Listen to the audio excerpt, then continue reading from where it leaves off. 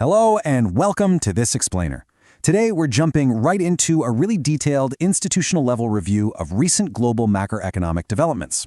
Specifically, we're going to unpack the exact effects of the United States economy over the last 2 weeks, and we'll map out exactly how those dynamics transmit straight into Costa Rica's economic landscape. Our goal here is to just look at the data objectively and see how this resilient global demand is interacting with the persistent challenge of elevated interest rates. So let's get into it. Here is our roadmap for the breakdown today. We'll start with an executive summary, then move into U.S. economic developments, followed by financial market developments. From there, we'll look at the transmission channels to Costa Rica, dive into the local implications, and finally wrap things up with our conclusions. We're going from the big global picture right down to the localized impact. All right, starting with Section 1, our executive summary. Looking at a resilient external environment that's being challenged by elevated rates. The overarching theme we're seeing in the data over these past 2 weeks is that the U.S. macro developments and how they bleed into Costa Rica point to a surprisingly resilient external environment. It's really being held up by solid global demand. But at the exact same time, it's facing mounting pressure from high interest rates and incredibly stubborn inflation. Which leads us perfectly into Section 2, U.S. economic developments, where we're tracking demand and labor resilience. Okay, so let's look at the actual numbers here. The U.S. economy is showing a level of activity that's providing a massive pillar of support for export-oriented sectors globally. Just look at the expansionary readings. We've got the ISM Manufacturing Index sitting at 54.0 and the ISM Services Index at 53.1. What that tells us is that external demand is still very healthy. And then you look over at China, and their May trade figures just add even more fuel to this global growth narrative. Their exports jumped 14.1% year over year, and imports surged an impressive 27.4%. That points to really strong global trade flows and improving conditions across major industrial supply chains. And, right alongside those strong industrial metrics, investor sentiment got a really nice shot in the arm. The highly anticipated SpaceX IPO pulled in absolutely record levels of capital. That kind of event really cements market confidence in long-term growth for tech, innovation, and space-related industries. And all of this is complementing the really robust earnings results we've recently seen from the major tech players. But the real standout, the thing that brilliantly illustrates the foundation of the U.S. economy right now, is labor resilience. Even with consumer sentiment looking a bit weak, the U.S. job market is just remarkably strong. The latest JOLTS report showed 7.6 million job openings. To put that in perspective, the market estimate was only 6.8 million. That is a huge beat. And a tight labor market like that supports household incomes, which in turn sustains consumer spending, even when borrowing costs are this high. Shifting gears a bit, let's look at Section 3. Financial market developments, specifically focusing on inflation surprises and yield curve repricing. Because let's face it, inflation is still completely dictating central bank policy right now. In the U.S., both the Consumer Price Index and the Producer Price Index surprised to the upside.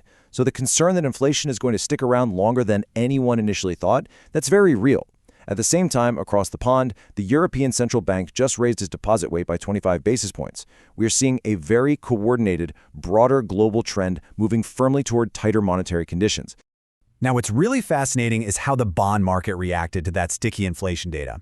U.S. Treasury yields shot up across the entire curve. You can see the 2-year yield is approaching 4.20%, the 10-year has reached 4.58%, and the 30-year is hovering right near that psychologically massive 5% mark. This rapid repricing is just the market waking up and adjusting to a reality where rates really are going to stay higher for longer. And as yields rise, the U.S. dollar flexes its muscles. Investors reacted to the hot inflation prints, the tight labor market, and those rising yields by pushing the dollar index, the DXY, right back up toward the 100 level. High inflation essentially prices out the idea of near-term rate cuts. Now, to be fair, we did see some of those dollar gains fade a bit later in the week, mostly due to lower oil prices, some cooling of geopolitical tensions, and a stronger euro after that ECB meeting. But make no mistake, the broader trend is still very supportive of the greenback. So what does this mean locally? Let's move to Section 4, Transmission Channels to Costa Rica, where we'll map this U.S. data directly to the domestic economy. The market action over the past 2 weeks really highlights 3 primary channels that transmit these global conditions into Costa Rica. First, we have external demand and foreign direct investment. Second is labor markets and tourism. And third, energy markets and imported inflation. Let's break down that first channel. That U.S. economic resilience we talked about is a massive lifeline for Costa Rica's export sectors. The strong external demand and positive corporate earnings are supercharging Costa Rica's free trade zones. We're talking medical devices, advanced manufacturing, and business services.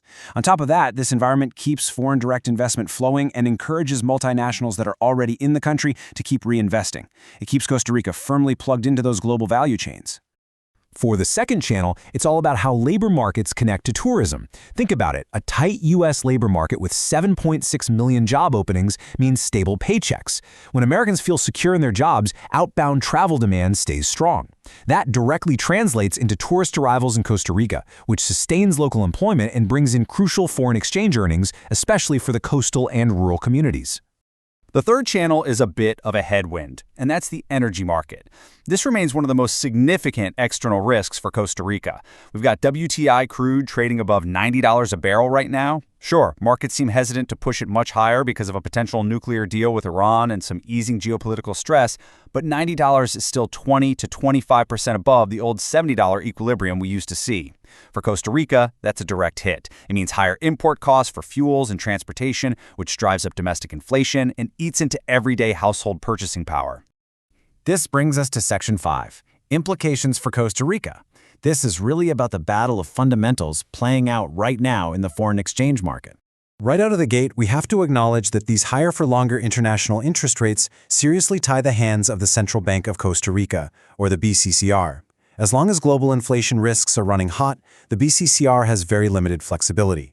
They really can't implement aggressive rate cuts without running the risk of spiking local inflation or destabilizing capital flows. So how does this play out in the FX market? It's basically a giant tug-of-war. On one side, you have upward pressure on the USD to CRC exchange rate.